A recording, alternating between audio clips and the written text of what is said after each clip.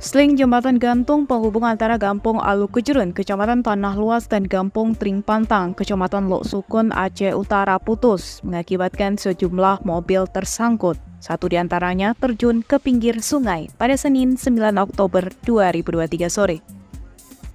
Tidak ada korban jiwa maupun luka dalam insiden jembatan penghubung dua kecamatan tersebut. Namun untuk sementara akses lalu lalang warga terhenti dan harus menggunakan jalur alternatif dari Lok Sukun. Kecik Kampung Alukujurun, Afrizal menerangkan saat kejadian lalu lintas warga sedang ramai. Di saat 3 mobil masuk ke jembatan bersamaan, tiba-tiba sling bagian kanan penyangga bagian lantai jembatan terputus.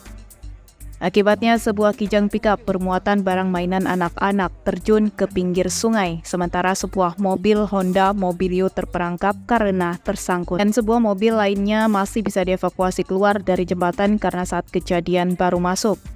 Afrizal menduga sling putus akibat beban kendaraan yang melebihi kapasitas ditambah usia jembatan yang sudah lebih dari 20 tahun.